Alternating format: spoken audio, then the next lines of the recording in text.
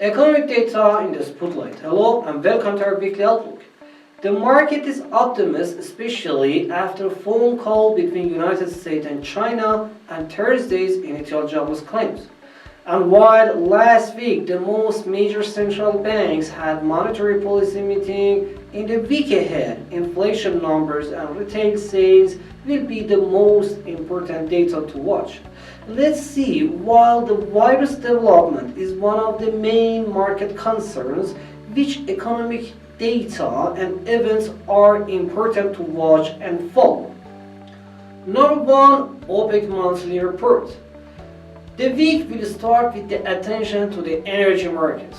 At the previous report on Thursday, 12 August, OPEC was still more optimistic. World oil demand growth expectations for 2021 remained unchanged by around 6 million barrels a day, increase to an average of 96 million barrels a day.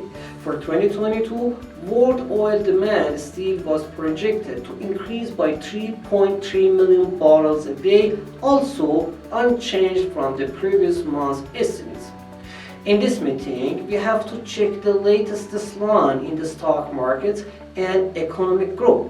Can the OPEC report remain optimistic or not?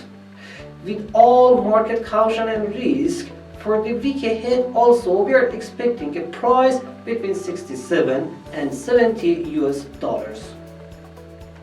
Number two, US inflation. With the latest producer inflation rising by 8.3% and wide shortage in the labor market adds the suffering of the supply chain damage, calling it transitory is a bit optimistic, at least now. On the other hand, the market expectations for headline and core CPI to increase 0.4 and 0.2% respectively in August, telling us that the alert level is not too high as well. Anyway, as long as we do not have balance between supply and demand, inflation is set to remain elevated.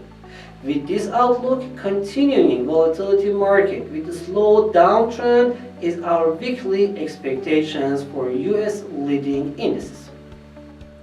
Number three, Chinese retail sales and industrial production.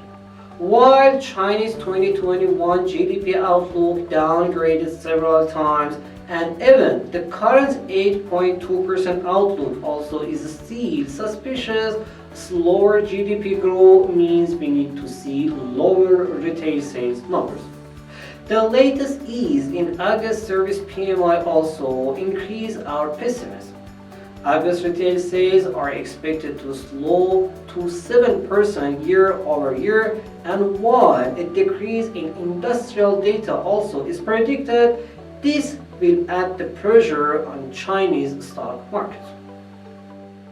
Number four, US retail sales. Increasing the concern of raising COVID cases with pricing and tapering in 2021 is expected to affect the retail sales of August as well. On the other hand, stimulus checks for unemployment benefits ended on September 6th, and since we were in the last month, psychologically it's normal to see less expending and more saving, which directly again affects the retail sales numbers.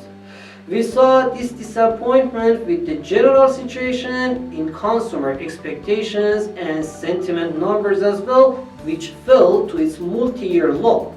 Since tapering is already priced for end of 2021, now weaker than expected numbers will put the US stock markets under pressure and hold the overall bullish trend of United States dollar index.